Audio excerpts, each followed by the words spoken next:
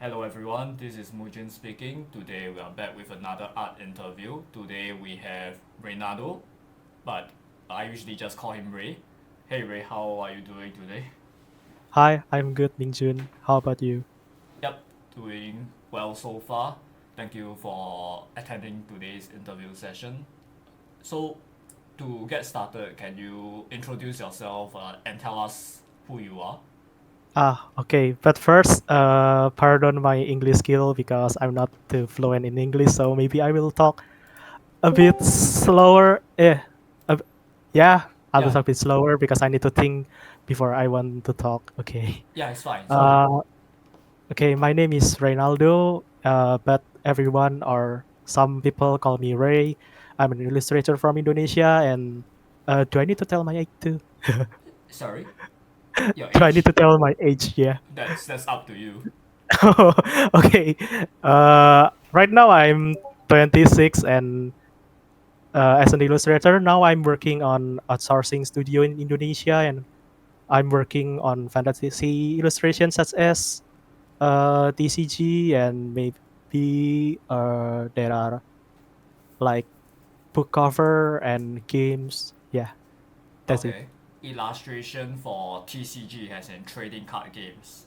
Yeah, trading card. And covers for certain illustration games. Is that right?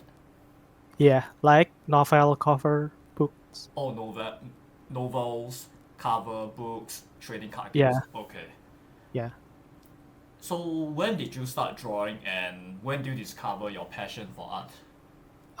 Okay. Actually, I just start drawing when I was little. There's a time when me and my brother drawing together. I remember that we're drawing a airplane, and from that moment, I realized that I want to grow my passion, and I discover my passion in art. But when I was little, I just think it as a regular hobby without knowing any basic skill or fundamental. Yeah, so maybe I could say that I discovered my passion in art since I was little. So is your brother still drawing? No, actually, we just drawing for having fun. Oh, okay. So, Yeah. what's the timeline of your art journey? You discovered your love for art since when you're young. So, did you go to art school, or did your parents send you to art classes, or did you learn anything online by yourself? Oh, okay. Uh, this will continue from the story I'm told Yes, before. please. Yep. Okay. Uh, Back then I already decided to grow my passion in drawing, but I think it's just a regular drawing without knowing any basic fundamental or else. And then uh, I still drawing until when I entered in high school. I started to think to make drawing as my career, and there I start taking commission from my friend, even though it's just a pencil drawing, like a class, yeah, a simple drawing for like a face, like car. I remember my friends told me to draw a car, and he paid me for a small amount of money there. Draw a uh, car, a vehicle, right? yeah, Okay. yeah, a vehicle. And then when I want to graduate from high school, at first I don't know that there is a design degree in Indonesia. I just know that the one that needs drawing is just architecture, design, interior, and then I nearly want to enter that degree or bachelor, but when I searching for design, yeah, design degree in university in Indonesia, I found that there are maybe in Indonesia we call it VCD. It's visual communication and design. Yep. In that degree we learn like design, graphical design, like photography, videography, and illustration. And from there, I insist my parent to enter that enter visual communication design, and I start. learning wait. Oh, okay. And after that, I joined that degree. I entered the degree. Long story short, when I entered the visual communication design degree, mm, I start to take seriously on my drawing. But before that, I just draw an ink style black and white. Maybe if you know a Philippine artist named Kerpiro Sanes, do you know him? No, how do you spell his name? Uh, K A K K E R E B Y R D Y R A R O O S A S N A N E S. E S. Yeah, Let's see. Let's look at. Okay. yeah, Oh wow. So yeah, you're inspired from his illustrations. yeah. I'm inspired by his illustration, and back then I was drawing that kind of style. And then I think at semester four or three or third semester, uh, my friend introduced me to a TCG, a card game called Magic the Gathering. I have known it before, but Yes, that's a very I popular game. yeah, I never play it. But since my friends introduced me to that card game, and then we played, and I'm very love it because yeah, since childhood I also love TCG. I love collecting Yu-Gi-Oh card, even if it's a fake card. And then from Magic the Gathering, I when I scrolling through the card, I see there is an Indonesian artist called Lius Lasaido. If you know him, Let's check him out. Do yeah. you do you have his name? Help me. Lius L I U US S. Lasaido. Let's check his art station. Oh, he's a Magic the Gathering artist. Yeah. From there, when I look at the artist credit in some cards, I see his name and I very freak out because there is an Indonesian artist and actually could make art for Magic the Gathering. So I think that's my turning point from ink style to digital painting, and from there I learned like basic fundamental like anatomy, gesture, yeah, like that. So where do you learn all these basics from? Um, sorry. Oh, so you talk about learning your fundamentals, right? Yeah, Um, yeah. did you? I don't think your university taught you that. You learn it by yourself, but where do you learn it from? Oh yeah, yeah. My university doesn't teach me. It does not taught me. Sorry, my Yeah, it's English is fine. bad. It's fine. Uh, my university does not taught me well about basic fundamental in illustration, since there is also a student who want to learn something else like design graphic or Yeah. photography or yeah.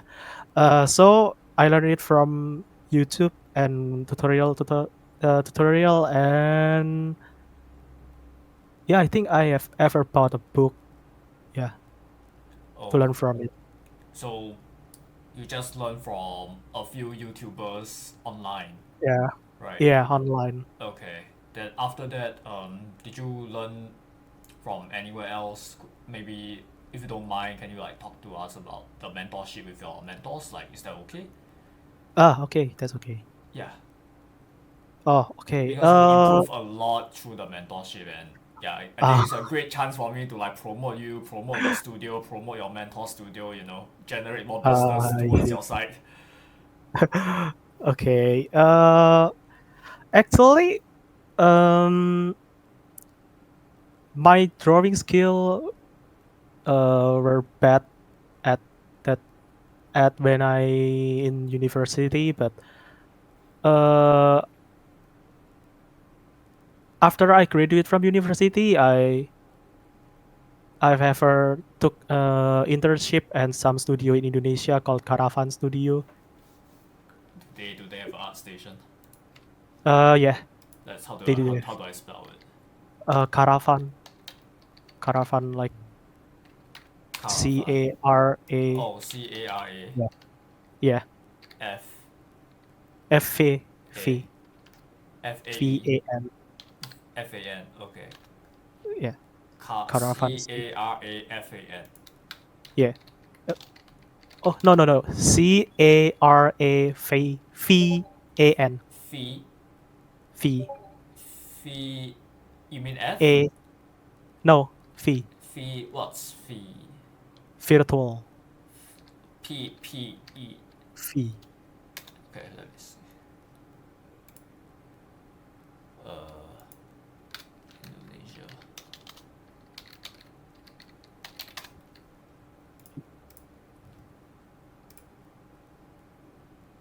Oh, maybe I'll just share my screen on Discord. Hold on. Oh, okay. Let me.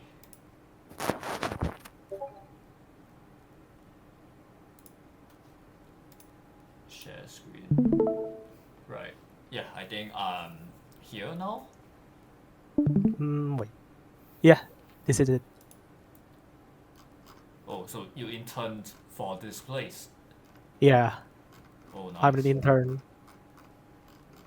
And then from there, I know my current mentor, Joshua Raphael. Raphael. Oh, Yeah, Joshua Raphael, right? yeah, Right. that's right. Yeah, he's he's my current mentor and maybe second mentor before. Yeah, my second mentor I've known. Who was your first mentor? The first name actually is his name is Denny, but I think he don't have art station Oh, and now mm, he stopped drawing realism or right. semi-realism. Yeah, Okay, he quits. Uh, I understand.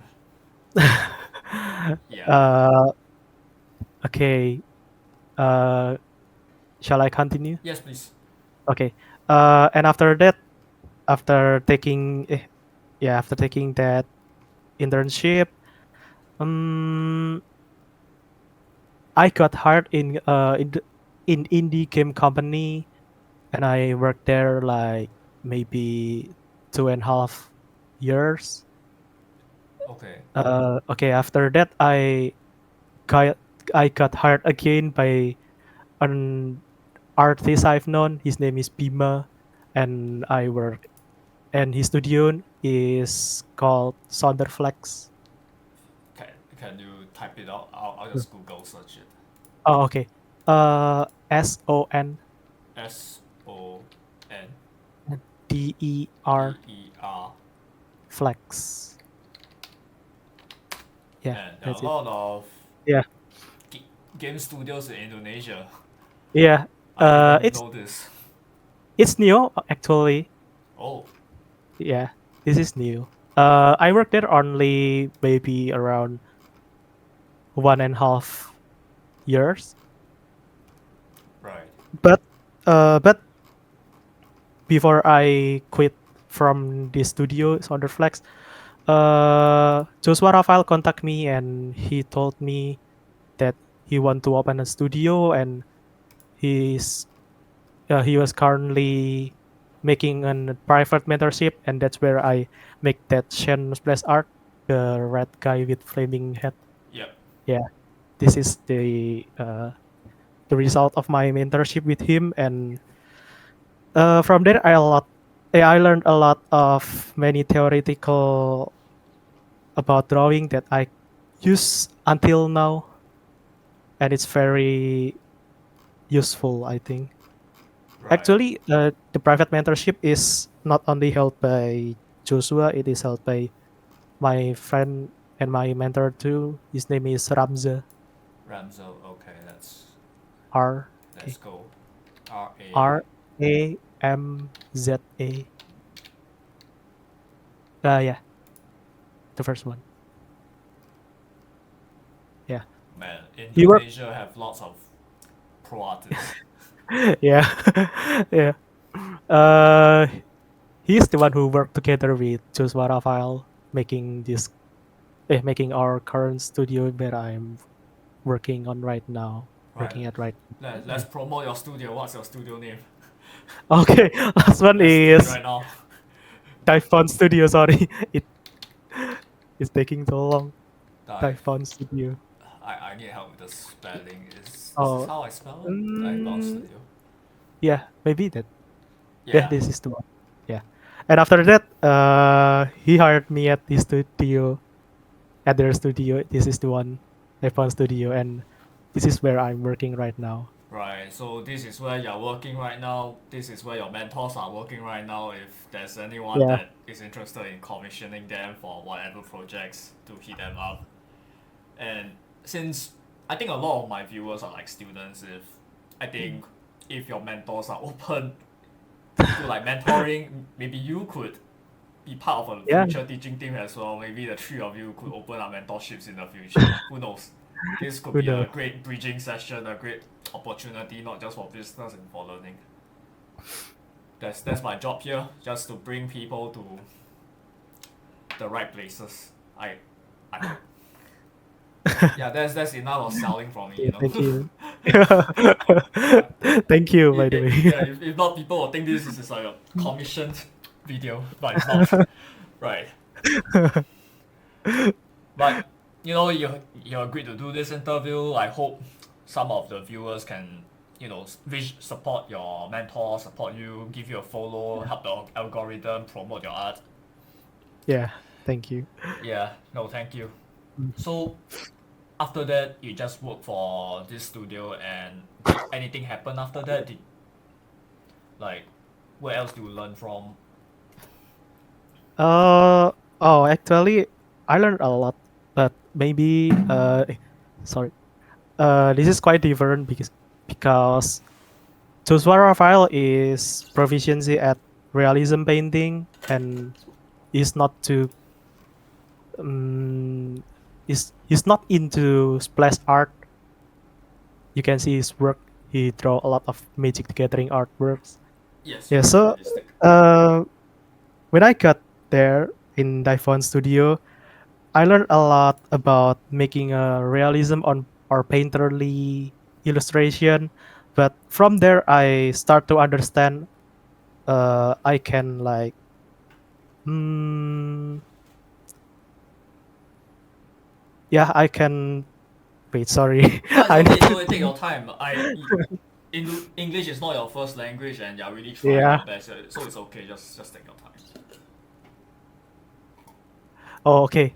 Uh, I can connect realism painting or painterly painting into stylized painting. So I think it makes me easier when I try to do both of them. So I think you're both saying you style. learned both realism and realistic, and you combine both aesthetics to produce the art that your studio is producing now. Yeah, you're right. Yeah, it's the best of both worlds to produce a semi-realistic type of painting. Yeah. Okay, yeah, that's great. So what's next? Like after you how do I say this? Yeah. So did you learn from anywhere else? Mm, actually, in DiveBound Studio, there is also a mentor Hmm. called Nathaniel Himawan. He's also my mentor, but he's not in studio as a full-time artist. He's just a freelance art director. His name is Nathaniel Himawan. How do I spell his name? Oh, you can search it. Search this for 969 number Nine 6. six. No space. Oh, Oh, 6. 6. SICK. S. oh, 9 6. Yeah, Oh, okay. yeah, that's him.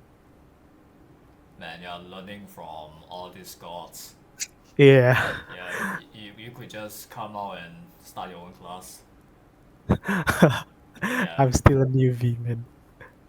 yeah. The four of you could just start a splash art course in Indonesia, right? Yeah, yeah. I hope in the future I can teach people too. Yeah, you guys will be the pioneers of splash art in Indonesia. You know. Yeah. Mm.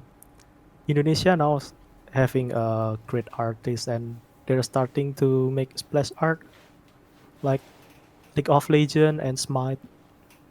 Yeah, Smite. Yeah, League of Yeah, Legends, Smite, Magic the Gathering. Magic the Gathering. Yep.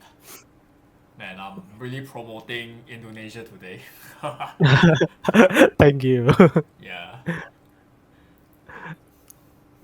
So to continue your story, what else would you add on to your story? Oh yeah, and I learned from Pandart joining Pandart Academy Yeah. this year. Right. Yeah. So after Panda, you're now back in your studio, learning and doing commissions, doing work. Yeah, Right.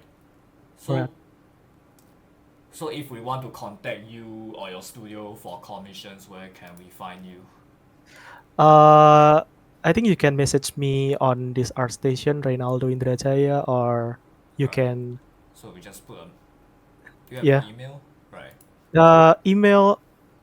I think, or maybe you can message me on email reinaldoindrajaya@gmail.com or Reinaldo underscore IW Man, I in they. Instagram. Yeah, So if anyone wants to commission you, they can actually. If a studio wants to commission you, or your studio, I think they could just message you or you on ArtStation or go to your DiveBound, yeah. It's better if you right? want. Yeah, Or just message you on Instagram, like you have an Instagram page as well. Like for private yeah, commissions, to fan art, draw their waifus, you could do that. Yes, so guys, this yeah. is his Instagram. Yep. If you need your waifus being drawn, just message him here for for you know serious stuff, commercial related art. Just message him on Instagram or his studio at DiveBound Studio. Review email. Yeah, let's see. Yeah. Yeah, admin@divebound.info. Yeah. Yes, these are parts of the questions that I'm trying to ask. I over promoted, but you know, as long as you get the stocks running up, as long as you succeed. Yeah, Yeah. it's okay. So, what are your future goals as an artist? My future goal as an artist early is working for a huge company like Riot Splash, making splash art. Not only Riot actually, but like Smite, like Smite. for Right. Tencent's company, Right. and Hmm. making a card game for Wizard of the Coast, Blizzard. Yeah, and maybe when I already got that dream, I will try to making a class or teach other student or other artists, growing artists. Nice. Yeah, From what I'm understanding is, besides improving on your art skills, you hope that one day you'll be able to produce illustrations for the big company names like League of Legends, Nexus, Smite, Wizards of the Coast, Magic the Gathering, and then start classes. yeah, Yeah, I hope you and your mentor succeed in dominating the Indonesian market. yeah. Yeah, Actually, yeah. yeah. And if I go Indonesia next time and you're successful, do treat me to a good meal. Or maybe, Sure, you give me a can. discount on your course. Wink, wink. Yeah, when you go to Indonesia, you can pay me a visit. yeah, I'll yeah. Yeah, introduce you to my just let me. mentor. I'll just give a discount code for your course. Um. Yeah, we'll talk about that. After this interview. It's exclusive Oh. for myself. Okay. Which course? The. Nah, like in the future. Sorry. In the future, if you're opening your own class, Oh. just let me know, or just I'll promote your course and just give you a discount or something. Oh, okay. Sure. I will give you 100% Yes. discount. actually. Wow, 100%. This, you know this is Yeah, recorded, right? yeah. It's okay. You helped me a lot, you know. Oh wow, 100% Yeah. discount. So I noticed that you improve a lot, just from this piece. If you're looking at my screen, Yeah. all the way to these three pieces. So I wondered how you improve so fast. Um. Uh, actually, I don't improve so fast. Actually, I draw a lot of painting since I already got a full-time job. But I think there is some drawing that I don't post it on my social media yet, since it's under NDA, or there is another reason, like maybe I don't like it, or I think it's the drawing or the painting is fail for me, in my opinion. Sorry. Yeah, it's okay. I understand. Mm, yeah, but So, mm, yeah, sorry. no, it's okay. I interrupted. Go ahead. Oh, okay. But from the first mentorship, the mentorship held by Joshua and Ramza, uh, if I can recall, I received a lot of feedback in my drawing, since yeah, back then my drawing is very bad.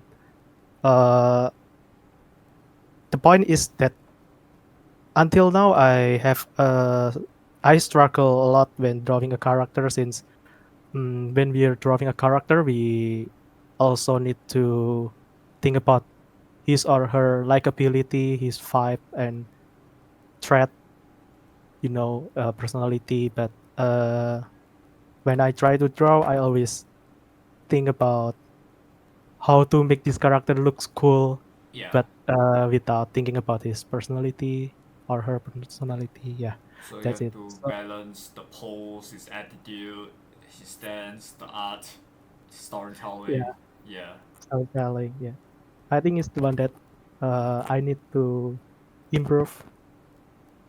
The planning, the early planning is very important for me. So so I guess based on my previous interviews, people want to learn more about your process of your painting. So Mm, let's dive into like the process of some of your masterpieces. Yeah. So maybe you mm. can talk us through this piece, like how you get started, what's your thought process, how you develop from the thumbnails, your thought process from the thumbnails, and how do you like go all the way to this. Like, Oh, okay. yeah. Now it's your turn to shine and showcase your skill. Ah, sorry. So yeah, take your time. It's fine. Like Okay. Wait. I think I need to show my, screen, right? Yeah. yeah, Yeah, it's in your turn. process. Yeah. Mm,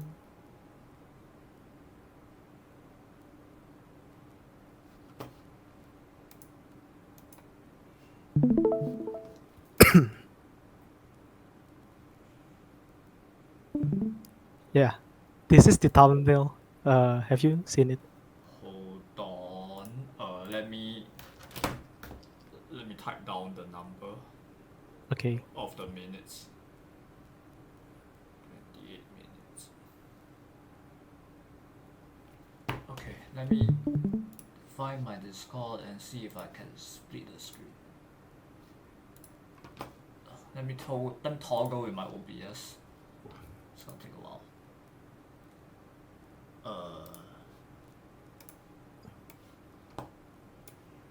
Let me toggle my OBS full screen. Oops. Yeah. Okay, I am in full screen right now. Okay. You can see it, right? Yeah. This is the thumbnail I've done before. Yeah.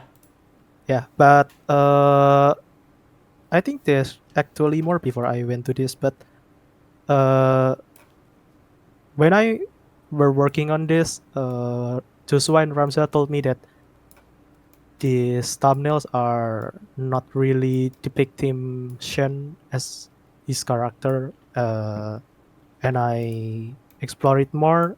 And after this thumbnail, I went from this. Wait, the chosen thumbnail is number 2, number 4, and number 7 and 5. Yeah. Well, let me. And I Whoa. That's a lot of thumbnails right there. Can Yeah. we go back to the beginning and let me admire them? It's a uh, bit too fast for me. Okay, so this were the original ones. yeah, this is the original one, and this one is the exploration from the previous thumbnail and exploring more. I think this one, the right one. Oh wow, that's Yeah. a lot of exploration right there. Yeah. Not because I like to explore it, but because yeah, my lack of skill in drawing, where I couldn't draw him in his draw his likability. No, it's okay. It's So just I need to you just needed more options. yeah, I get I need what you more mean. options. And then from this thumbnail, the chosen thumbnail is number two B. Right. So from the first image, you continue exploring the separate poses, and then choose. You guys decided to choose 2B. Yeah, two Wow. B. But there is also a revision where uh if you can see there is an enemy Yeah. hit by sense skill. Yeah. Yeah, this is very ugly. I see. uh, and then oh sorry, the chosen the chosen thumbnail is four, not one. This is the Oh. chosen Oh. thumbnail, and then Okay. I export it. Yeah, changing it from the enemy into his spirit. Eh, this is two, and for the number two and number three, I think there is no change. Maybe a slight change if I remember. Wow. These are Uh, nicely done. yeah, thank you. And after this, there is a revision where I need to change the spirit in number one. The chosen sketch is number one, and then I need to change the spirit in his back to be bigger than him because the previous one is look small since in his skill if I remember the spirit is quite bigger than him. Yeah. Yeah, this is the lightning, yeah, lighting option. Oh, the light. So this is the part where you put in the light source. Is that what you're trying to Yeah, say? Right. right, yeah, So but yeah. hmm, Okay. Continue. uh okay, but it's not really different from the other option since there is already an original splash created by Lustrock. Oh, Lustrock is the Lustro. one. Right. Yeah, Santiago. Yeah, Santiago. Yeah, he already made the original splash, so we just follow the mood and change the lighting direction. So for the spirit behind, did you use how do you do it? Do you like use overlay and then you reduce the opacity and fill? No, it's just a normal layer. Right. I only use the layer adjustment or layer mode like linear or color darts in yeah in this effect Oh, that is flow into his hand. so for the spirit itself, it's normal layer. Yeah. I always try to use normal layer when I drawing Oh, complex effect or okay. that I think is feel safe. Right. And then for the light effects, you would use color dodge, like the lighting, the strong lighting, and the effects. You would use color dodge. Oh yeah. Back then when I would draw this, when I try to do a rough color on this splash, I use if I remember, I use overlay Right. when Overlay. applying Okay. local color. Yeah, layer adjustment. Man, the feathers looks quite nice as well. The Yeah, feathers thank behind, you. and it's all done on a normal layer. That's impressive, Yeah, man. No, and then this is such a cool pose. yeah, I think this is cool post, but yeah, Wow, mm, this is the result of many exploring man. I'm glad at thumbnails. least I get to see all this. Yeah. Uh, okay, and then after this, I try to do what I call The this. perspective lines. Yeah. Uh, a tough line art. I think we call it tough line art since this line art will will 80 or 70% will be locked until we render it, and so I need to use perspective to make this drawing 100% accurate, even though there will be a feedbacks later. Yeah, I get what you mean. So this is where you are strictly nailing down the line works. Yeah. Nice. Okay. And after this, I went from line art to rough color again. Back to rough color again. Yeah. I think I'll already applied some in this sketch into this, so I don't draw a lot. Yeah, just Which tidying up. right. Yeah. Which one comes first? Like, uh, if we go back two images, we go back. This. So number two comes first, right? Uh, Like wait. like did you Oh, sorry. This is the detail of each rough color. okay. Sorry. The chosen rough color is number three. Right. Number three combined with number five. Number three combined with number five. Okay. Yeah. So the one that I'm gonna see is number three combined with number five. Yeah. So The one we for see right now right, is number three combined with number five. So for the paint for the line works, did you redraw it or it's based off the thumbnail? uh The line work. The one with the perspective lines. Did you this redraw one. yeah, did you trace over your thumbnails or I think I oh I think I draw this first and then yeah, from thumbnail okay. this thumbnail. Yes, from this thumbnail. From this thumbnail I redraw again like from zero. Oh, Yeah, oh, I so consider okay. perspective. So you will go back to here, then from this part you go back to the previous one. Yeah, Okay, so this. Oh, so you start off with lines, then you go back to the previous image, right? If we go back to the previous yeah. image. Yeah, so from This the one. line you went back, you went to this. To place the line. Yeah.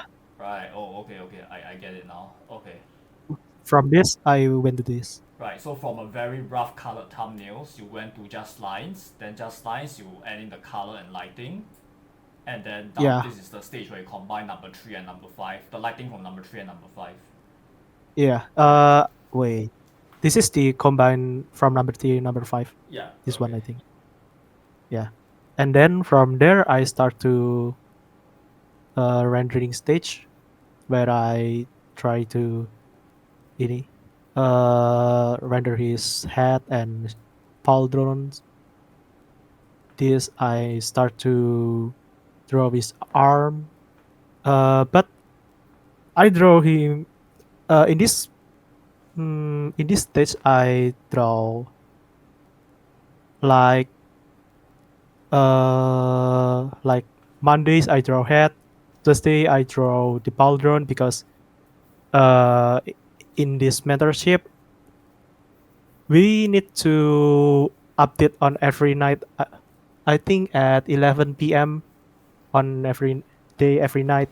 Yeah. Uh, what we're what we were doing in that day, like what do you render today, and after submitting our work at 11 p.m. we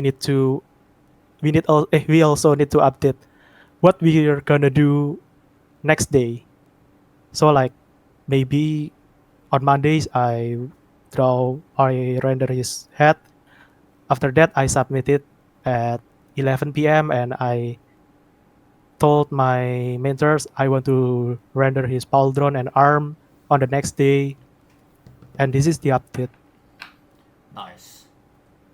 This is progress, and this is some change where I need to fix his head because the head looks so flat here. I made him like a bit angled. Oh wow. You could see. I am captivated by the details of your painting. Thank you.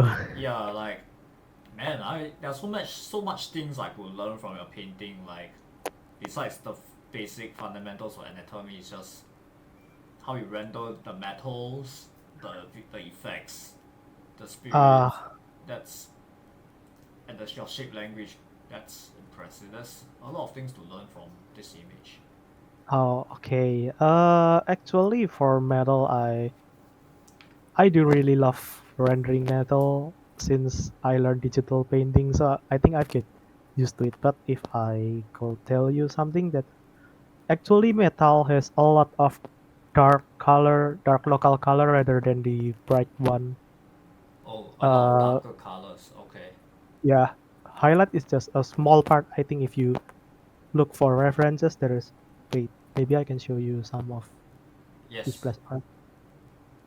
Hmm.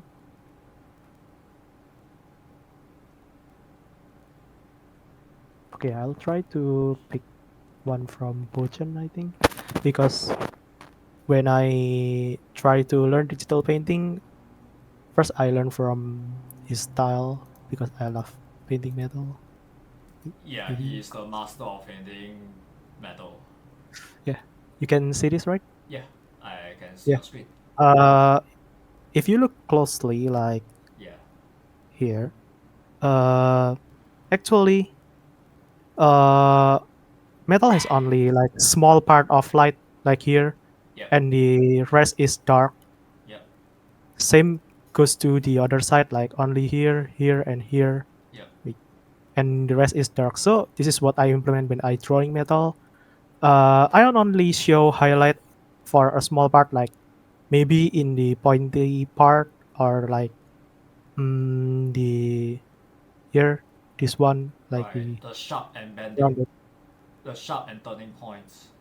yeah, the entering points, yeah, like that. So I think when I draw motion, I don't really use a lot of bright or white, even highlight color.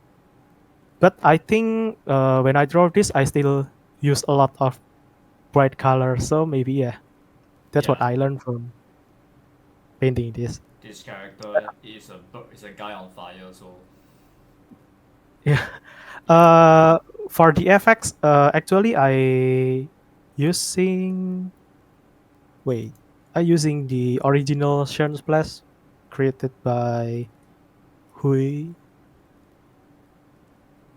Wait, let me search. Hmm.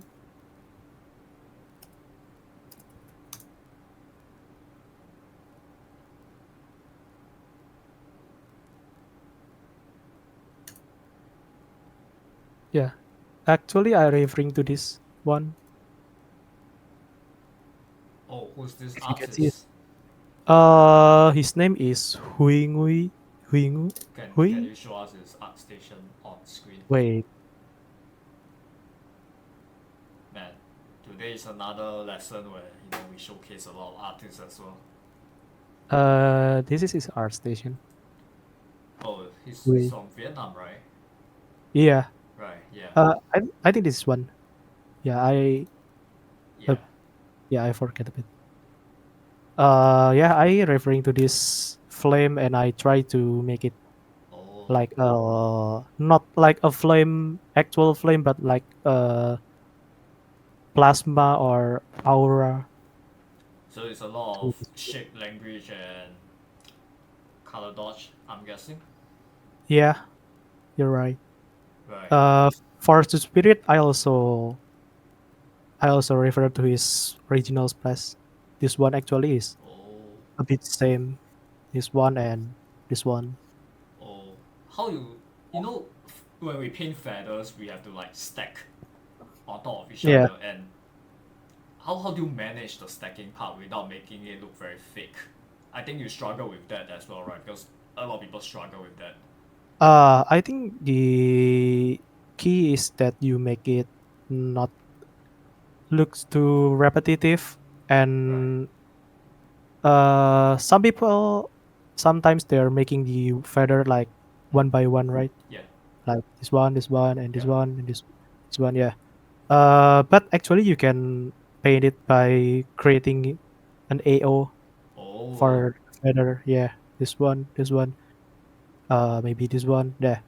From this AO, you can actually it will make some feather shape, but from this AO2, you need to pay attention with the big shape, small shape, and medium shape, like this nice. one.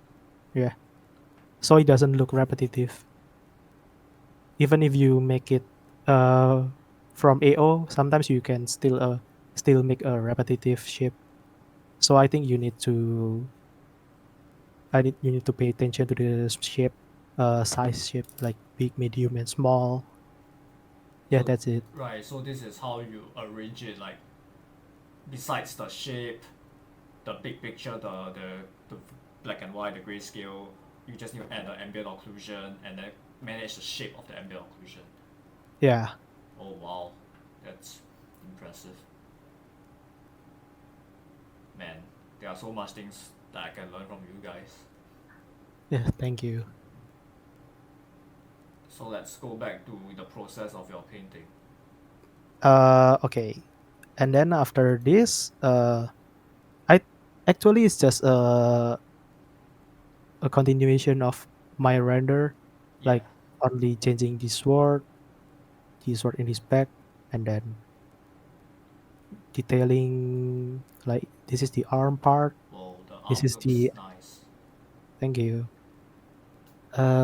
This is yeah where I try to render his flame on the sword, Yeah, and there is some like a raining effect yeah, or a raining effect. This is also comes from this splash.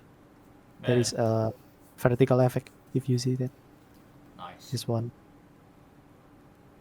Okay, and from this is the post processing process uh, where I try to make the focal point more pop out, fixing some elements that are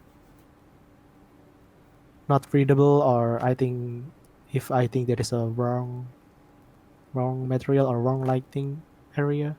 So, how do you do the post processing? You made the character stand out even more. So what's in the post processing? Actually, I just use like basic multiply color dots since yeah, I just use basic multiply and color dots, and on top of that, I also sometimes use normal layer just to paint over some Right. details like this one if you can see. Okay. So, I change it a bit, and this one too. oh, This one, sorry. so the post processing is where you darken things you're supposed to darken and brighten things where you're supposed to brighten. Yeah, I think the point is just to make your focal point more stand out. I like your Uh, shapes. Yeah. Sorry, you continue first. oh no, that's okay. No, I just say I really like your shape because I noticed like the shape of your fire, right, on your blade Oh, is really yeah, nice, nicely done. thank you. The feather, the triangular shapes on your hand that is showing, like showing towards the camera is nicely done. The Thank visual you. effects of your shapes, the where his Mm. fingers are pointing, the effects, the shape, it's all nicely done. So, where do you train your shape language? Uh, Actually, when I try to learn shape language, I don't really pay attention back then when I was drawing this splash art. It just come naturally, but yeah, sorry. Right, it's okay. But actually, I just learned the shape language right now after I took Pandart mentorship. Like when you draw an effect, wait, let me close this first. Yeah, Like what you need to pay attention is like there is a twisting like this, right. The and then curves, right. yeah, Concave, convex. Okay. okay, like there's a belching here. Right. And what I learned about drawing shape language is that sometimes you can make some part like to make it look interesting. It's like making some shape like a triangle. Like you can see this is triangle and Yeah, this is a triangle. Yeah, yeah, this is a triangle. Yeah, that will make your drawing looks more interesting. Adding some triangle. yeah. So it's the convex, concave, the twists and turns, the big Yeah, ellipse ball. yeah, that's Yeah. it. At least you're paying attention. I was too busy making memes. Meme generator. Yeah. Too many memes. Yeah. So let's Mm. go back to your painting. Okay. Oh yeah, for rendering metal, actually for this part, I love making a carving, like making a pattern for this metal, and Yeah. for the texture, I just use a chalk brush. I I use a big size brush and then just brush it once, and from that I tidying up, like making some part that I like, making a chaotic texture to make the metal looks more natural. Right. How do you Okay, that's manage the grayscale of your painting so well? Like this is, if I convert it to black and white, I think it's really well done. How do you manage your grayscale so nicely? okay. For managing the grayscale, actually, mm, the simple idea is that we need to think first about our drawing. Like, what do you want to draw? Like, you want to draw the character like sorry, like dark on light or light on dark, if you know, right? Mm. The concept of the concept of that. Like this one shen, I try to make it dark on light. So when I Maybe, tried, sorry, maybe you can talk about the dark on light, light on dark, so the oh okay. viewers can, yeah. Wait, I'll copy this. Yeah, for this one, like what is dark on light? And dark on light is where your focal point is darker than the background or something that behind you. Like this is more dark than Right. this, right? Yeah, this is dark on light, and uh sometimes there is the point where we can use only dark on light or light on dark in our painting. We use hybrid. We call it hybrid in our studio, like this one. Okay. And this is brighter than the background. This Okay. one too.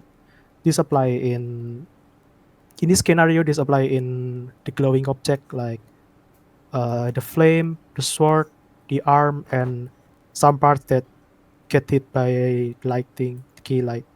So, so dark on light is where your subject is darker than your background, and if it's light on dark, it means that subject is lighter than your background. And hybrid is where the values are close together.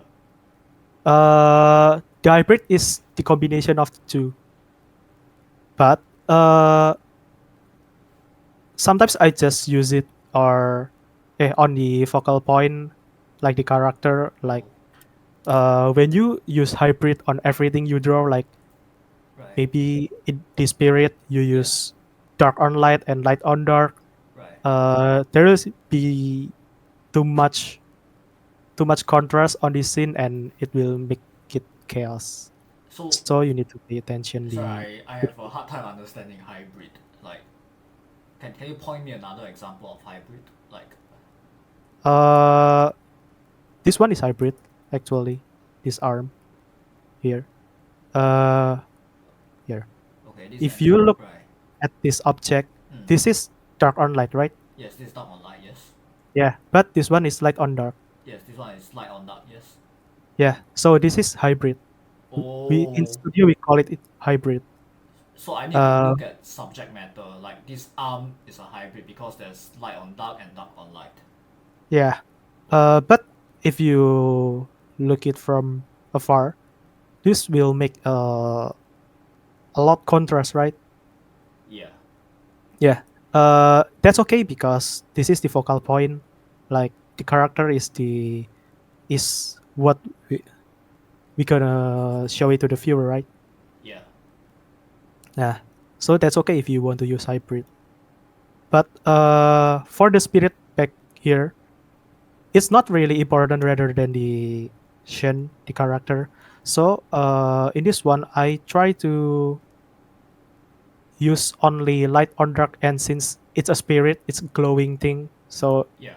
it's perfect if you use dark on light on dark. Yes. Uh, Okay. yeah, Wow. that's it. And mm, yeah, maybe I can try to give an example here. This one maybe. Look, if I try to make this like hybrid, this one is darker, Yeah. darker, darker. It will, yeah, it will steal the attention, right? If I made the effects darker, that will steal the attention from the focal point. Yes. Yeah. So hybrid is good but sometimes I just use it on the focal point, or it's okay in the background. But if there is a special case, like maybe the building is hit by a light on the other side and the shadow side is dark, yeah, that's where I use hybrid. So before I ask you to give a lesson about light on dark and dark on light and hybrid, we're talking about how these theories can help you better manage your values. Can I ask you to talk about that? Uh, Yeah, before I interrupted. Sorry, can you repeat the Oh, question? so just now I asked you how do you manage the values of your painting? That you talk about you use light on dark, dark on light.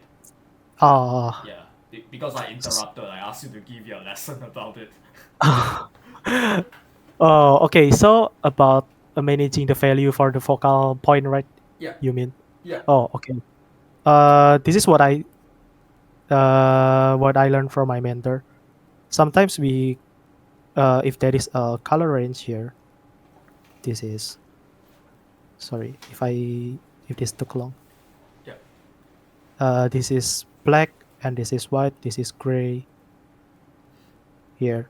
yeah, In our studio, we divide it into 1, 2, 3, 4, 5, 6, 7, 8, 9, 10. 10 is white and one is black. yeah. When managing in value grouping or contrast on the focal point, for the focal point, like maybe head or hand, we try to make the value differences a bit more, like from 1 to 10 or 3 to 10 or 4 to 10. For the part that doesn't need to be paid attention for the viewer, we use only like the value range is like 6 to 10 or 8 to 10 or even 8, 9, 7. Yeah, Oh, we use this theory. And for this one, you can see, right, like this is very dark yeah. here. In Gray Valley, this is like here, but in this one is like very bright, and this one too, and this one too. Yeah, this is very bright and this is very dark. But in like his back, like it's not that really different in color in value range, right? Yeah. Only maybe the front leg because it is near the camera. Yeah, that's it. So 10, when you use the number 10, it's actually just an Mm. example, right? Like, I Yeah, this don't is have only. to, Yeah. right? So I can Mm. actually compare it with number 2 and number 9, number 3 and number 9, or number 2 with number 8, number 3 with number 8. Yeah, Right, so it's just a difference. difference in Right. value range.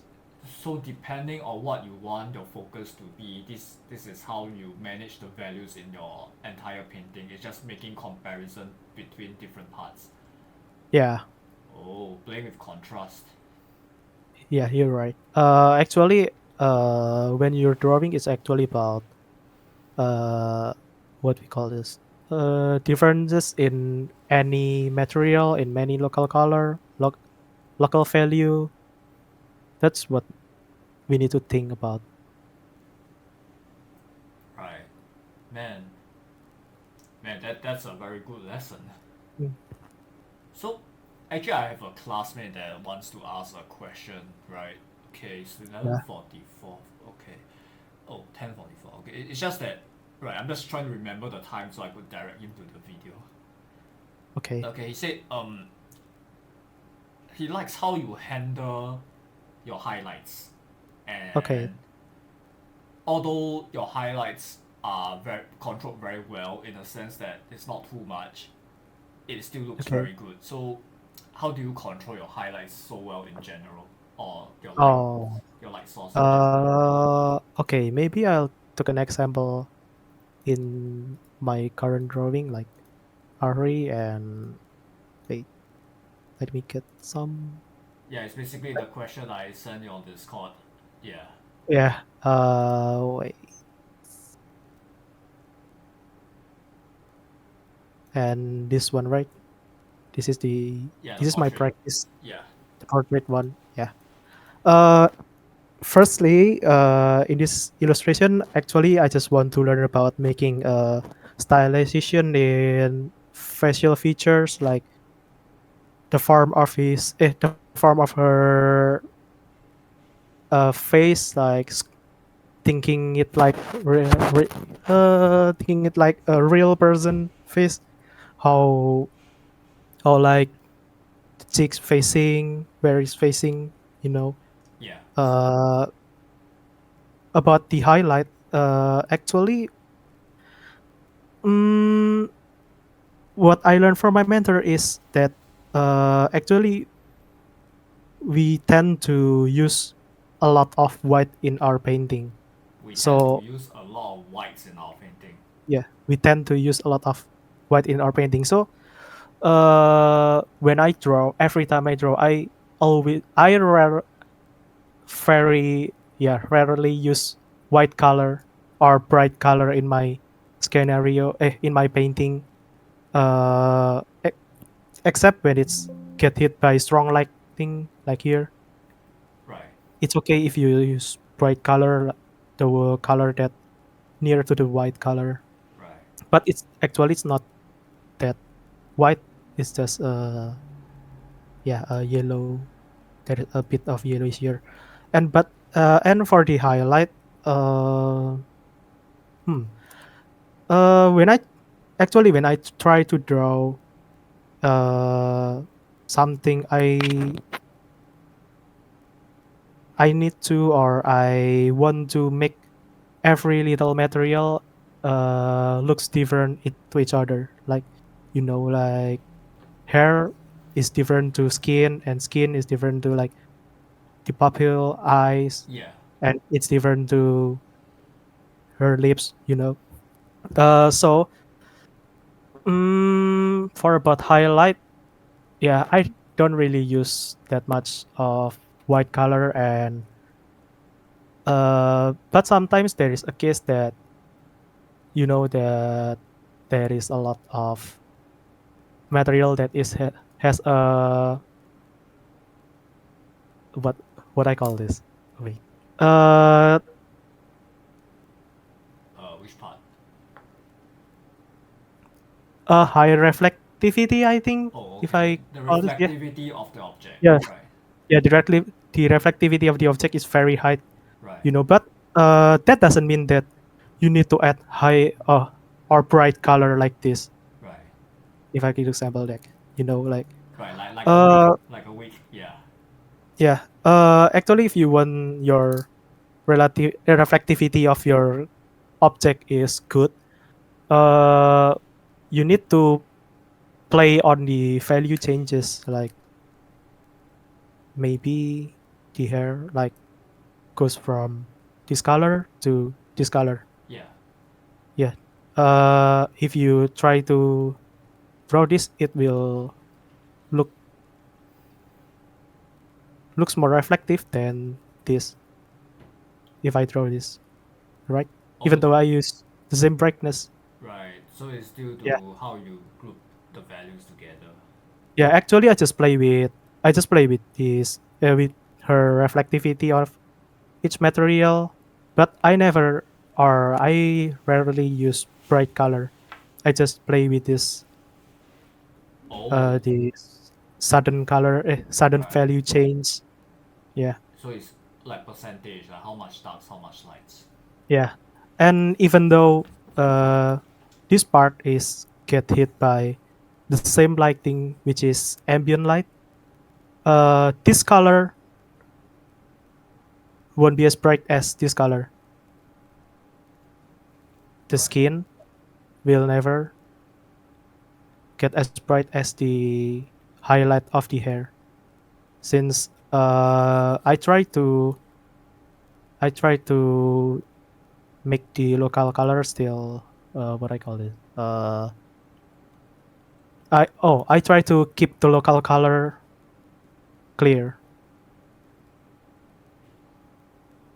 At least when you know this knowledge, this will make your drawing looks right and look. Yeah, I call it like right or wrong. Even though in the drawing there is no right or wrong, but I think this is the fundamental we need to know, like about keeping the local color, even though it getting hit by getting hit by some lighting. Getting hit by some lighting. So so it depends on the material. Is that what you're trying to say? Yeah, Right. So actually, I just play with the differentiation of the look material. so so first of all, I know that highlights is about consists about 10% of the image, right? Because we need to control our highlights, and then Yeah. where the light source is, the focal point, and then from what I'm trying to understand from you is like where you place the highlights and how do you and considering the specularity of the material, like the hair, the skin, the eye, the Skin. different materials. Yeah, like this Mm, one. yeah. If sorry, I'm interrupting. No, no, no. It's fine. Like That's this good. one in the okay. This one in the Yeah. highlight in in her pupil. Sorry. Yeah. Uh, it's not bright than the skin hit by lighting, right? Yeah. Because if we know about human anatomy, human facial feature, like this one is like more backward than the cheeks, right? Yeah. Yeah, there is a hollow in the skull. Yeah, that's what I learned from my mentor. Like sometimes when you're drawing stylized character, you need to learn or understand too about the how realism works. Right. Yeah. Maybe for your REPs, can you tell us how you control, how you manage the highlights, how to control it so well, and how do you make it stand out? Maybe using the REPs Oh, as an example. for REPs, the highlight, I think, it's actually the same. Like, wait, this is too small.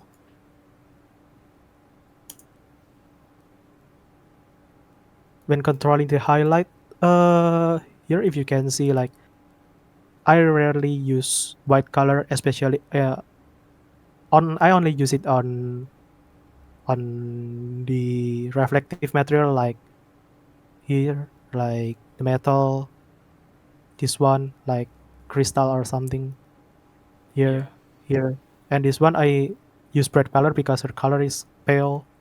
This one too because it's a bit reflective, so I use a bright, but it's not that white. Oh, so it's Uh, towards the white side, but it's not exactly white. yeah. Actually, about the highlight, it's just a differentiation in material. Like you need to make it clear at the first sight. Like this is metal, this is hair, this is metal, and this is skin. Why? And why does it look like a metal? Because like there is a lot of sudden change in value in dark to white here, from very dark to very bright, and for the hair, like why it is look like a hair in the first sight, because the value change is very subtle. Here there is a gradual Oh, value change in color. And why does it look like a skin? Because it has the same, similar, maybe similar with the hair, but not too much Sorry, the reflectivity is not as high as hair, but yeah, that's it. So the key thing is still the material. Like metal is show a very sharp contrast. Hair is more subtle. That's how you control Yeah, it. That's how you can tell metal is metal, hair is hair, and how you control it so well. yeah, that's Oh, right. And here, this is some case that uh, most artists, I think, doesn't understand maybe or still wrong when doing light. Uh, it's about rim light actually. Rim light is very strong. We know that. In the photography, there is a rim light that we sometimes call it overexposure in yeah, camera. Yeah. right. Uh, that's mm, that's where our local color, uh, if I could say it, or if we call it like killed by the lighting. Some case that even black color Yeah, getting hit by rim light and it's become very bright like white. Yeah. yeah, But sometimes it makes our drawing looks wrong because sometimes people want to draw a hair yeah, or draw a metal, but there is because there is a rim light, the color is all the same like this. yeah, Sometimes it will look wrong. So when I draw like a rim light, I still need to control the highlight or the brightest part of the every object. Like this is white in local color, right? yeah. So when this thing is getting hit by light, it will be brighter than this one. Is it because of material again? Uh, for this, yeah, you can say that it is because of the material, but it also because of the local color. Okay, This is pink, this is right, pink, right, and this is white. right. So when the actually the simple idea is when this object, uh, if you compare this object and this object and Yeah, getting hit by the same lighting, this one won't be the same. Uh, how do I call it? Sorry, I still thinking. rim light, Uh, specular. yeah, by rim light maybe rim light or another Right, light source. This this color won't be as bright as this color, due to the or material, due to the material and local color. local color and material. Okay, Yeah. If this one is metal, maybe like let's say this one is metal and right, right, this is not a metal right, and hit by this color. right. The rim This can, light. Right, yeah, maybe this can be the same, but it will look reflective, right, like a metal since right, it capture a lot of light. right, This one because this one is white color. Yeah. right. This one is right, but if this object is not metal and not metal and get hit by another lightning, it won't be as bright as this one. Maybe around, Okay. yeah, Okay. So yeah, this the one. metal, because it's very reflective, will receive more light and compared to the non-metal.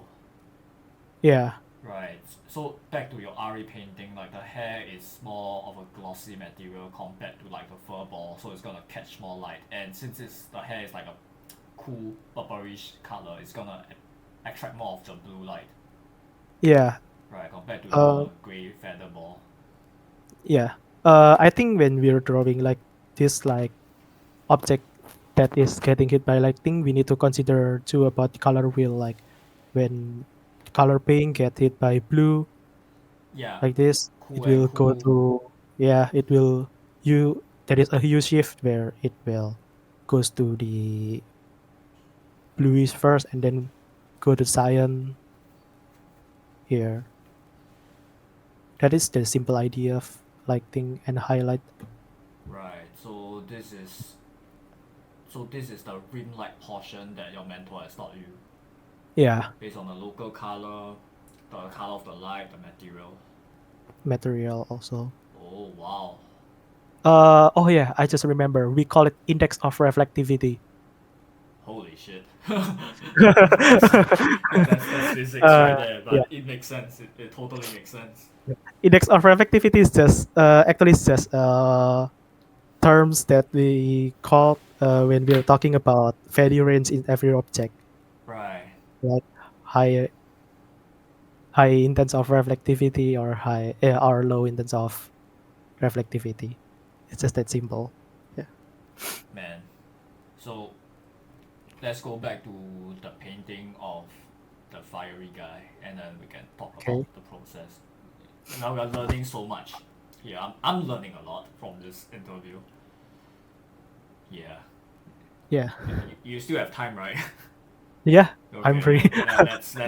let's make this let's make this a lesson instead. Yeah. It's a free lesson for myself. Seems like it. I Yeah. learned too. I think this could be a great video. Like it could be it Mm, showcases you teaching, and it's a great opportunity for you to practice your English, your teaching skills, and who knows, someone may actually yeah. hire you to be a teacher as well. Yeah, you're right. Yeah. I need to learn speaking English more fluent, I Yeah, think. this is a great opportunity, man. Make the mistakes you Yeah. want here so that you'll be better for your next videos. Yeah. Yeah. You're right. Okay, let's go back to the painting. Wait, this one. Yeah. Okay. Uh, Actually, for me, it's just rendering, and try to make something more readable. Like this one, if you see the lighting on Yeah, the the lighting readability, on, right. yeah, is bright so that it can separate between his back and the shoulder, Yeah. and then adding more pattern on this just to make some small detail on the focal point, Yeah. making the effect more obvious. And then this one adding a particle so it doesn't look very empty or too empty in some place, like this Right. one, this one, this one, and this one. And then wait, sorry. Oh, there is a I use a line art that I learned from Alex Flores, Okay. actually making a line art so there is more clear separation between the leg and his Oh, upper leg. he used a white line to separate things. Yeah, Is that it? yeah, Man, that's right. I did not notice that in his paintings. Man, you are really Wait, observant. I could show some. Wait. Sure, let's do it. This one. Wait, I need to search. I think the Evelyn. Okay. Yeah, this one. Here, if you can look closely, use. Oh, sorry. Use like outlines too. Here, Man. that's what I implement from Alex Flores technique. Yeah, and this one. Oh, you noticed this yourself? Yeah, I didn't this even one. notice all this. I use this, but my notes is just don't use it too much because if you use it too much, it will look flat or Oh weird. wow. Yes, since it's not actually it's not that natural, like right, Yeah. using outline to separate your character. So that's don't use it too much. So, Ray, I noticed that you're actually very good at observing all these paintings. You even taught me a lot of things. So, whenever you look at a picture, how long do you stare at it, and how do you learn so much, and how do you notice so many things? Uh, it depends actually. Sometimes I look at some painting that I like or happen to look at it when I scroll on my social media. Sometimes I just take a glance and then yeah, I Yeah, just scroll it away.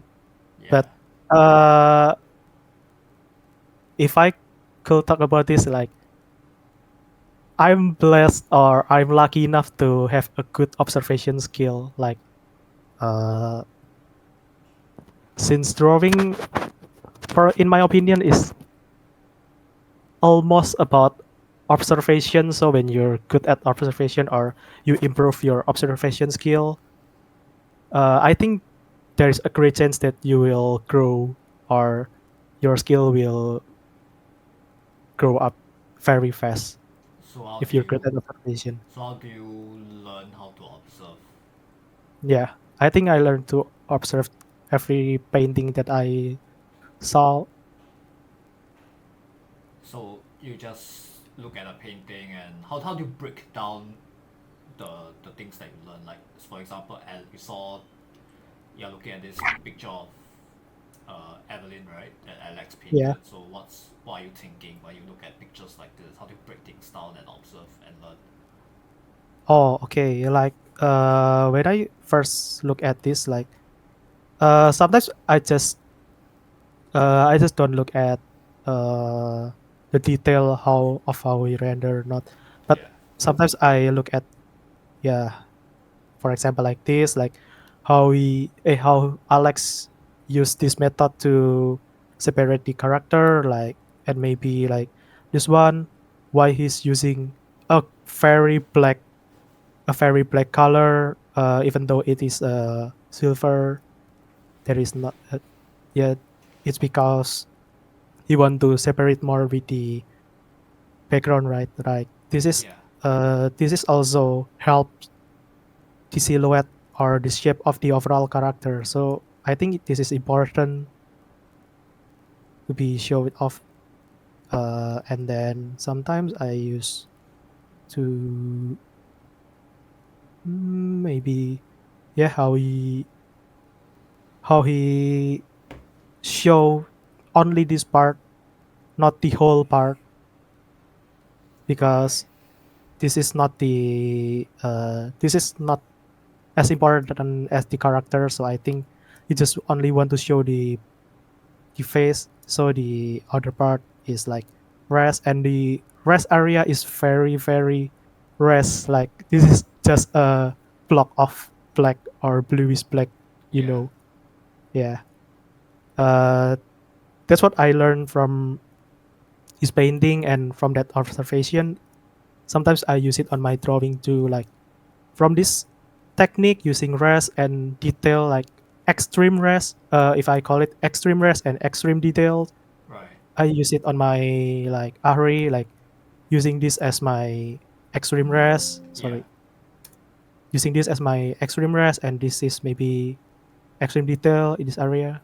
yeah, This one, and then this one I use extreme detail, yeah. and this one extreme rest. Oh wow. That's it. So when you look at an image, you just find what things attracts you, and you question why and why does it appear this way? How does it work? But most probably it's like, why is he doing this? Why is it Yeah, working? I'm yeah, guessing you're something right. like this. Yeah, because whenever I look at pictures, sometimes I'm like, hey, pretty girl, end of story. Next. Oh, I yeah. Yeah, that's not a very good habit, Yeah. right? Sometimes we did that too. Yeah, so that's why I tend to ask questions like this: how do you learn? How do you observe? I think Yeah. in when you just go to art station, oh, pretty pictures everywhere. I don't Yeah, stop very good. to analyze. Bad habit. I think for students we should like at least sit down and observe like how you have been doing. Yeah.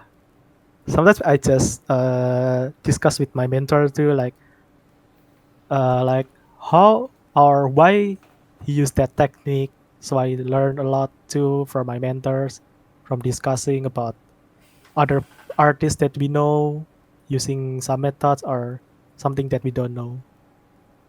Yeah, that's great, man. At least you have people to talk to. Yeah, that's very important to have a mentor. Yeah, nice. So if we go back to your painting, yeah, This one, yeah,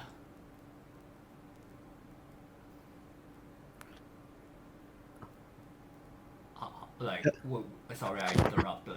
So how? Okay. Yeah. So how do you manage to bring it to this level from knowing Uh, yourself?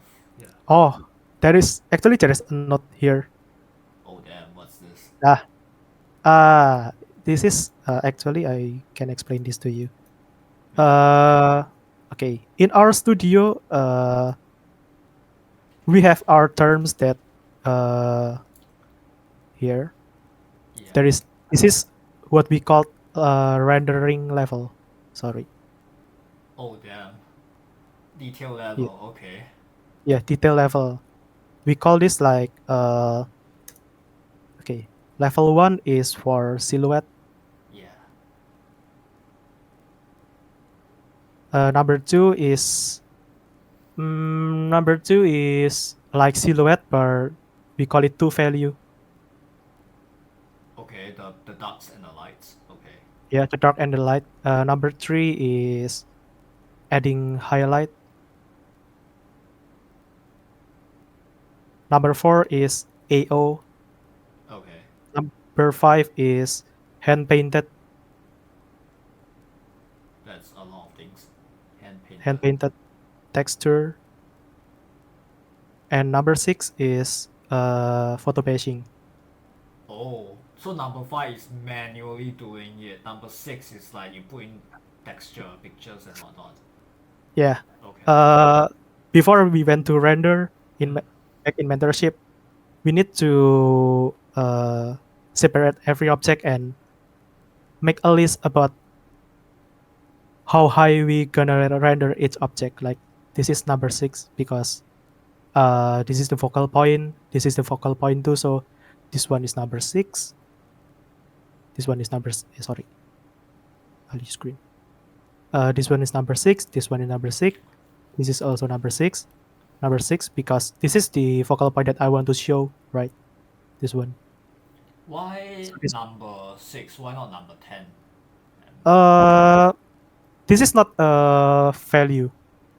The value level that Oh, okay. I talked earlier. This is the detail level. Okay, so you only have 1 to 6. Yeah. For detail level or rendering level, we only have six.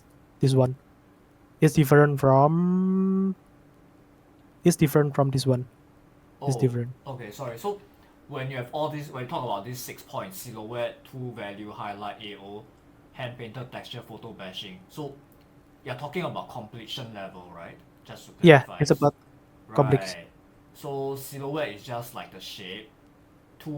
Number two value means the black and white. Number three is where you Yeah, add highlight to it. Number four is where you add AO to it. Number five is like you paint it yourself to make it look realistic. Number six is where you add photo textures, realistic things to make it super detailed. So number five, yeah, number six is like very detailed, but number five is less detailed, but number six is just very real. yeah. You're right. Oh, okay, now I understand. Uh, Okay, my bad. and from this one, eh, sorry. And from this method, it will help our drawing looks more consistent in details and focal point. Yeah, focal point. Um, readability on focal point. I think. Right, Yeah. man. Okay, now I understand the theory. Mm.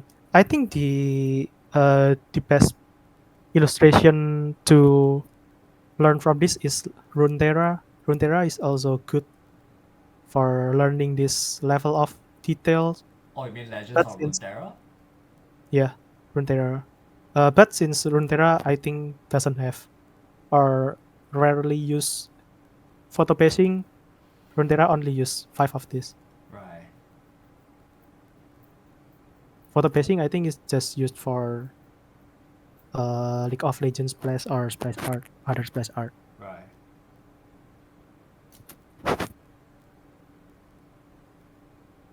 So if we go back to your painting, Yeah, this yeah, one. yeah, Hey, wait, sorry, this one. yeah. Now I understand. Yeah, Okay. So you sorry before I interrupted you with the 1 to 6, you were gonna talk about it as well, but now yeah. I understand. So So can you continue with the yeah explanation? Okay. Yeah, after this we'll take a break. Oh, okay. My bad. I didn't expect didn't expect myself to be learning so much, and since we have time, but I think you deserve a break. Yeah, that's okay. I think that's my fault too, since I Hey, no, it's explained it. not your fault. It's not your fault. I want Not. to learn.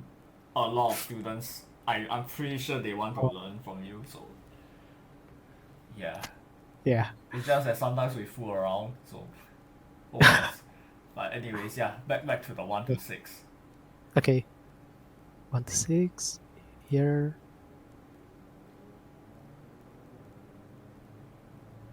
Wait. Maybe I can show. While we're taking a break, I can show you some of the Runeterra Oh, illustration that I okay, can demonstrate okay. where how the level of detail So works. after the 1 to 6, is there anything else left in the process of this painting? I think that's it actually. Right.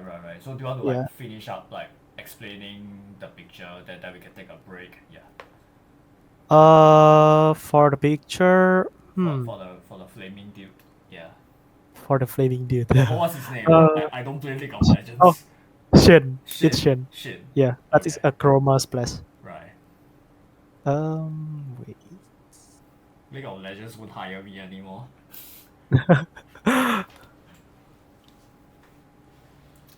Hmm. Do you have any more process pics for Shin?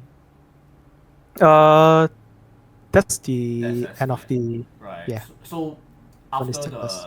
after you know the numbers of where to detail, which part of the detail, you just continue with the process of it. Yeah, Right. I just continue to render. This Right. is the part when my mentor Joshua Right. do a paint over Oh, nice. from my chosen thumbnail. This is the from Joshua and mm, this is from Nathaniel. Wow. Man. It changed a lot, but Wow. yeah, it's getting better. Do you have any more images to show for this? No, I think that's it. This Right. is just the Okay. So you should take a 5 to 10 minutes break. I'm gonna stop the recording right here, and we will like take a 5 to 10 minutes break. okay. Okay, Okay. everyone, we're back. Yeah. Hey Ray, it's all yours. Hi. Okay. When explaining about the level of detail, we can sometimes revert. Uh, not sometimes. Uh, the good example I think is Runeterra, like when we're using like silhouette here. Sorry. Maybe I need to make a background here. Here. Uh, we're making the silhouette like this one. Uh, Sometimes we use silhouette only in rest part or the part that not really important. We can refer to this mountain. This is level 1 in my opinion, since it's only silhouette, right? There is no Yeah. other value changes, like only two-dimensional, only silhouette. And then for two values we can refer to this, since I think because this one is more important than this, Yeah. so we need to add more details. But the detail that is good to be added is like two value changes, like the shadow and the highlight. Yeah. And for the third one, highlight, we can refer maybe to this one, like uh, this is important than the stone in the back. So it's not just a two level of value, but there is also a highlight, like in the metal there is a highlight, there is a hint of blue here, in here, and the crystal there is a highlight too. And then for the AO, like in camera, AO is can only be seen when the object is close to the camera or getting closer to the camera. So maybe this one there is start to appear an AO in this one, this Yeah. area, this one and this one, and this one. Yeah. And then when sorry. Uh and for the fifth level hand painted texture, we can refer to this like this is the texture of the metal or sand. This is too like there is a hint of texture. Yeah. Yeah, this one. Maybe sometimes this one, yeah. We can see this one. Yeah. And then the six is photo pacing. That is but in this photo there is I think there is not photo pacing technique that is used here. Yeah, that's the some there is some explanation example of using the level of detail. Yeah. That's really helpful. Yeah. Are there any more examples that you would like to show us with this? Mm, I think that's it. Right. Yeah. So, can you walk us through the REPs that you did, like the process? I think that's your most recent masterpiece. So let's see what we can learn together from that. Oh, okay. Yeah. Yeah. I think this one.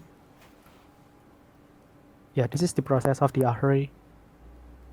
Actually, in this thumbnail or sketches, I already learned how to make a not only good drawing, good gesture, like cool gesture, but also learning about her likability, her thread or vibes, and put it in the sketch. But yeah, I think I still struggle a lot with the story I want to tell, like how to make this story more understandable to the viewer. And when I try to make this sketch, the chosen sketch is number one. And from here, this is number one. Yeah. From this one, I try to make a tight line art too, Yeah. same as discerntion. Right. And then this, and then from this, I try to uh, actually it's just coloring details. Yeah.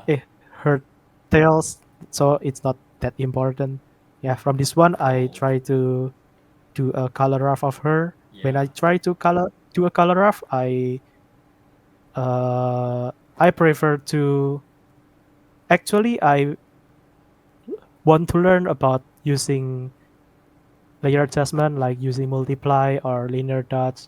But when I try to paint this, I still have a difficulty in using that method, and in the end, I just blind pick from the references I found, like uh, like when we're doing a classical painting, Yeah. Oil finding a painting. good reference. Yeah, finding a local color that match with our drawing with the same mood, using the references to pick the color, and then understanding the color wheel, how the color wheel work when this local color get hit by warm or cool color, what it will gonna be. In this stage also, also I already tried to differentiate the material, Right. especially on like metals, the crystal here, like uh, at least I want to differentiate some material has that has a high intensity of reflectivity and one that doesn't, like skin or hair or cloth. Right. And So. then in this one, Okay. yeah. Oh, okay. And in this one, I tried to to separate more. Yeah, but it is just a trial and error. It's still, I think it's still too bright. Right. And then from this one, actually in this, there is a lot of change in this phase. It is done by the teacher from the DiveBound Studio. Uh, the phase has changed because the first one is, wait, sorry. The first one is, yeah, it doesn't look like Ari that much. So in this one, I try to make her face look look similar to the original Ari, like more cunning or Yeah. foxy Yeah. face. Foxy face. Yeah. Yeah. And then from this one, I try to render. From this one, I try to render like maybe around level 3 or level 4 level of detail, just in a sorry, in the overall place, just to make sure how it looks. This one. Yeah. And then from this, I try to brighten some of the part and starting to render some place like in his body.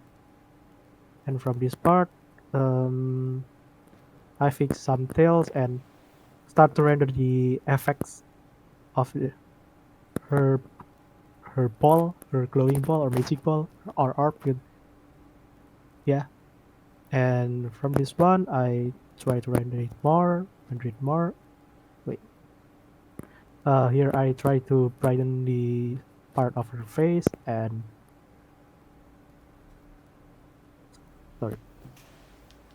Wow, that's really nice control of the darks and the lights. Yeah. Actually, it's just a small adjustment. There is some there is a moment where I try to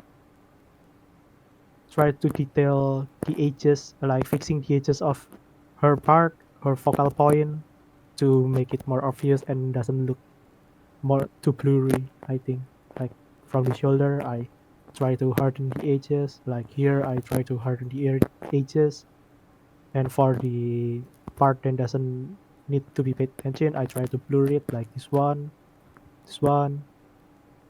Yeah, I try to make it more clear for the soft edges and hard edges. Soft edge and hard edge. Yeah, How do and you, even lost yeah, edges. how do you balance those edges? I think the simple way to balance the edges, like you can use the hard edges on the place where it is has a high contrast, like this one. Right. Like this is a very bright value meet with Right. very dark value like AO, Right. and then this one too, like very bright and meet with very dark this one. And for the lost edges, I think it's for like the part that you don't want people to see it, or Okay. you don't need people to see it, like this one. Lost Actually, this one I edges. use Right. the, yeah, lost edges and soft edges. Right. And for the soft edges, uh, I keep it this part soft edges to show how her cheeks is rounded, Right. so it doesn't look flat if I So use the, soft edges and lost edges is where you don't really want people to focus in and it shows transition. yeah, And then hard edges is where it's sharp and you want people to look at. yeah, you're right. Man, the tails. The tails are a nightmare. Yeah. So for the tails, what level do you put it at? Level 2? Level 3? Uh, for tails, yeah, since it's an FX, maybe I could say this is a level 5 but without AO, since it's an FX and it's a glowing object, Oh, so so it's hardly to have right. AO. So it's just Maybe. level 5 but without the AO. Yeah, you're Right. right. Man, those are man. You know, whenever I see people draw RE, the toughest part is always the tails. You know, Yeah, the The tails. the balancing, the proportion, the shapes of the tail, the grayscale of the tails. So how do you manage the tails for this painting? Um, for the tails, I think when I draw it, I have a note for myself. I keep it in mind not to make it too repetitive. Like maybe there is a part when it has a flow right here, and then beside its this tail, the flow is the same right here. It will look more, it will look repetitive and it's boring, or it's, yeah, I think it's wrong. And then I try to make the tails have a good form, like how it's how rounded the tails and where it's twisting the what is called yeah, Twisting. Oh, you mean how it how the the tail twists, right twist and turn? how, yeah, twist and turn, and how the tails uh facing, like, is it facing backwards or facing toward us, to the viewer, to the camera. I need to pay attention to this. Right. So besides the grayscale, the shape is and where the tail is facing forward, backward. It's all about not being repetitive. Repeat that. It's not about Yeah, yeah repeating. Yeah. Sorry, my English isn't that well fantastic as well. Right. It's not about repeating shapes. Okay. yeah. Man, this is a really good painting. For the effects, the ball, Thank how do you. you do it though? Ah, for the ball, actually, I just combine some of the reference. Wait, if I can show the reference. Yeah. So you are very inspired by Terry's painting for this. Yeah, I like his drawing so much. Yeah. Hey Terry, if you're watching this, he's a fan. Okay. Yeah, maybe this one is a good reference. Yeah, actually, I use just three of these references using the same array, since there is already an artist made this, so it's made me easier. Wait, Right. let me adjust. Okay. Sometimes when I making this plus and making these effects, I just like look at the some part that I like in this part I like how contrast this shape is, and how they use the magenta color. So I applied some of this in here, like the strong shape, the strong heart shape, and using the magenta color. And for this one, I like how he or she used the black color for the secondary shape here and Right. here. So I apply it in some part, like here, maybe here, and here too. And for the effects here, I try to imitate it in here, but Right. I tweak it a bit. So you reference the shape. Right. Yeah, I just you what is called? Reference Uh, I in style. Yeah, I just use some shapes that I like into my drawing, and for Yeah. this I just, yeah, this is the original, so I try to imitate the original, right? Yeah. It's really well done. Your brush control and all. Do you use Yeah. 3D for your painting? Oh, yeah, yeah. Actually, yeah, I used 3D for the painting. Oh, Wait, I will try to copy this. Blender? I'm guessing you use Blender. No, I use dust. I cannot use Blender. Oh, dust. Oh, so you only use dust for the human figure. Okay. Yeah. Yeah. Uh. Okay. uh. Hopefully. Ac- okay. Let me Hopefully. see what settings I could play with YouTube later. Okay, I will continue this. When I try to using 3D, I even trace a bit, but when I trace it, I Yeah. try to tweak the 3D, like maybe the hand.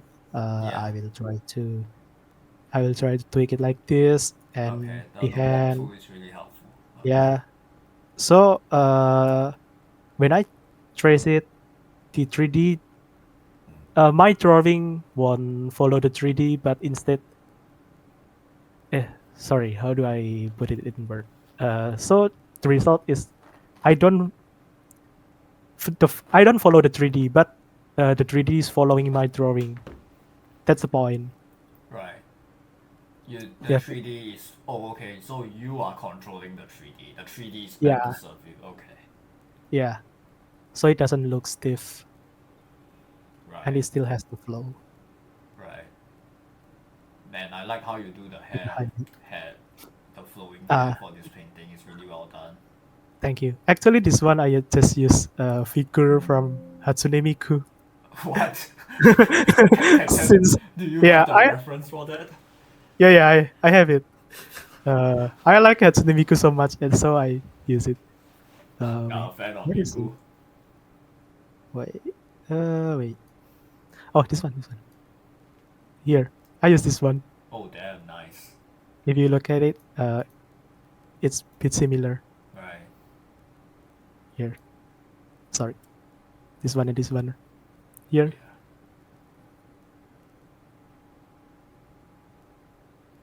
Yeah, but the way you flow the shape, design the shape, it's really well done. Do you have any tips for that?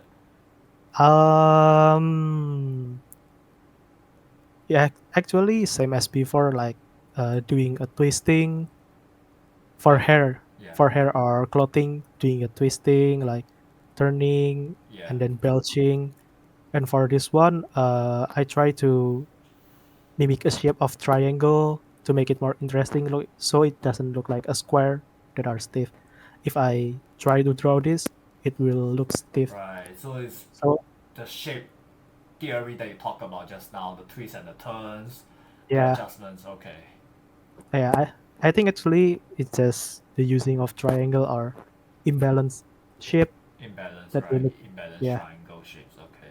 I try to make this narrower in the meeting point. Hmm. Yeah, this way. That's it. How do you get good at drawing hands? Like your hands are also really well done. Hands. Actually, for hands, it is painted by Conrad Mender, but for this one, I just using like sometimes I just use the method of using positive and negative shape. I Oh, think negative. Okay. yeah. So this is like positive, and then using this as negative. Gitu. Yeah, that's it. Yeah, using like this shape to make it more interesting. But this on not only this only, but this works well in stylized painting.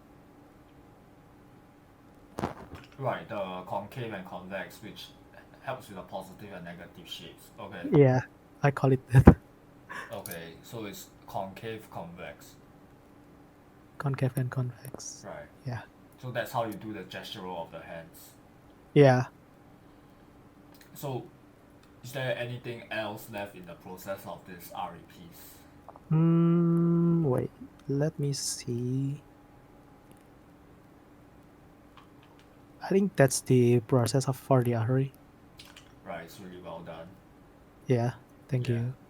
So, you take commissions of waifus, right? So, to the viewers out there that need a waifu. So, yeah. Yeah, not just a waifu. Yeah.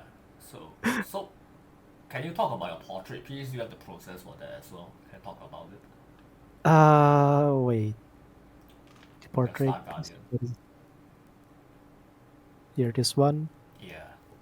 Actually, this it's just a practice, so I don't use much. Like, eh, I don't think about the process. I just learn about uh how the plane changes. Like this one here facing here, so it look dark.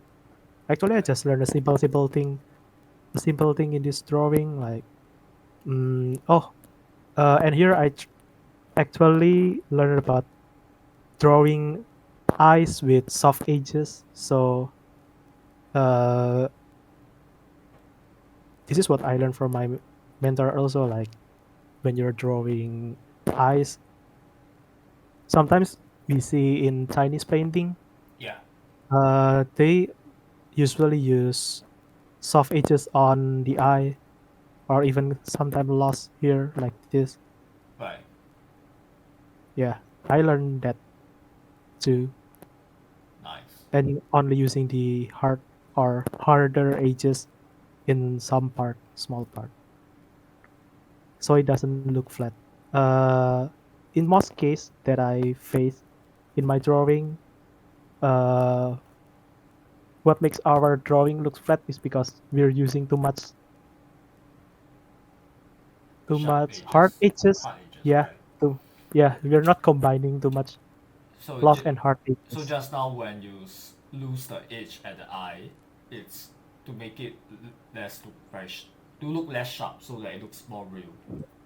Yeah, Right. Wow. So it's like balancing between the sharp edges and the soft edges in the eyes to make it look realistic compared to everything just looks sharp. yeah, and also mm, in what is it called in our eyes, it will looks more interesting since there is a combination, right? Right. Yeah, So just now your eyes looks pretty sharp. After you soften it, the edges, it looks better between the soft and sharp edges. yeah. So okay, so that's all for this painting, right?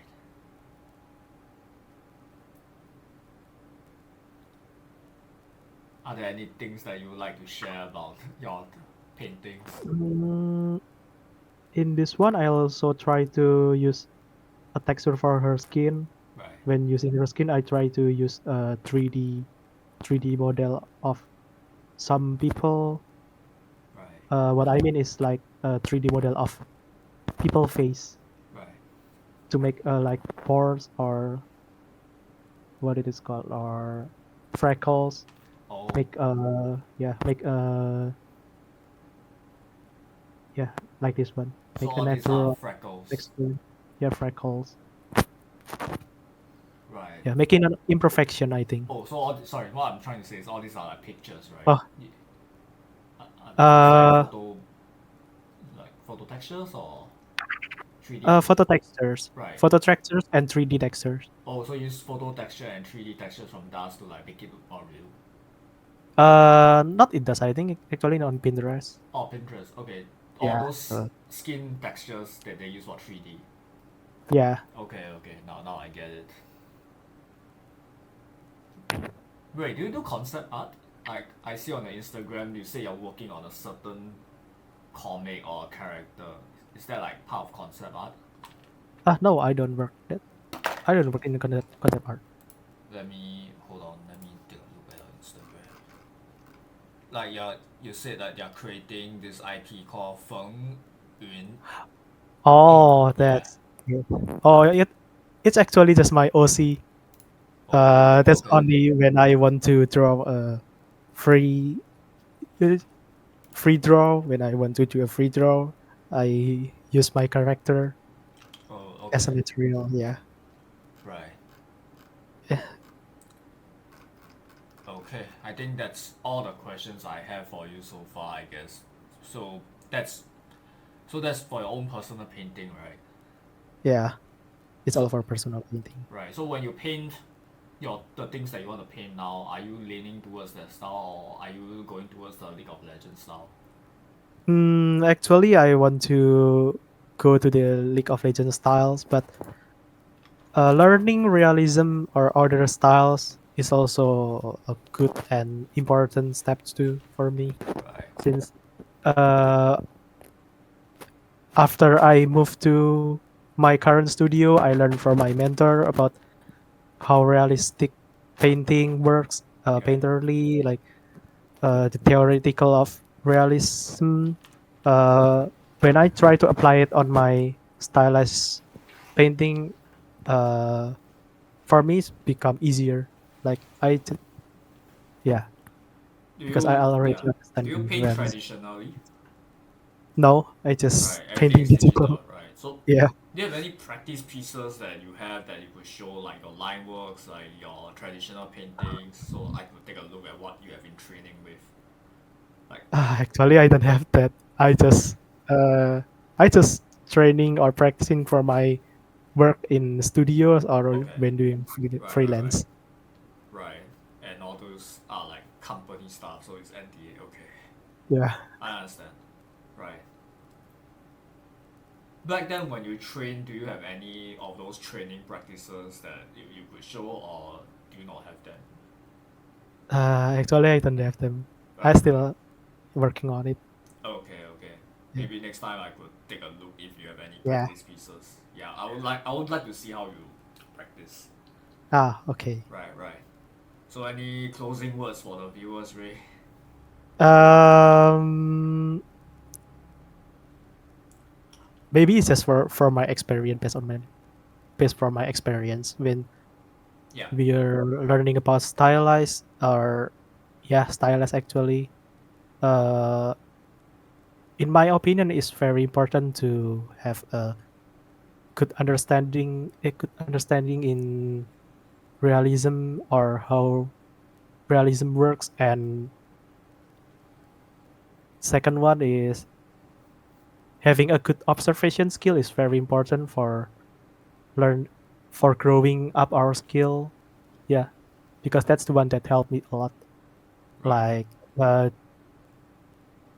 you need when you look at something or observing something, you need to look at the other side too. Like uh,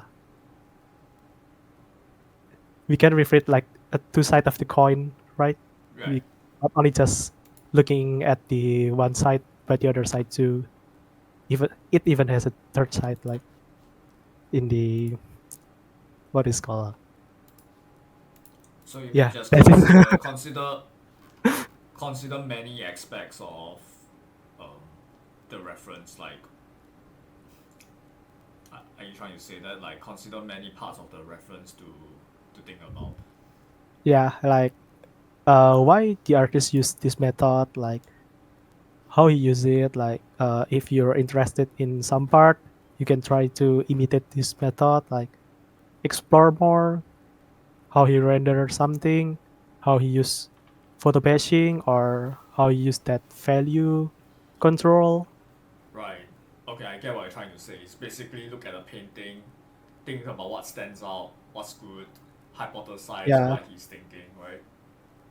yeah. And Right. sometimes why we don't use that? Yeah, why Why is don't it we look use this? Why ugly? okay, why is this ugly? Okay. Why is it good? Why is it bad? Okay. Right. That's all right. Yeah, Right. So thank you for doing this interview, and so to anyone that wants to commission Ray, you can just reach out to him in ArtStation or Instagram, and he's currently working at DiveBound Studio where he and his mentors are working on like prestigious IP. So if anyone's interested in commissioning him or his company or his mentors, do reach out to them. yeah. Yeah, thank you so much, Ray.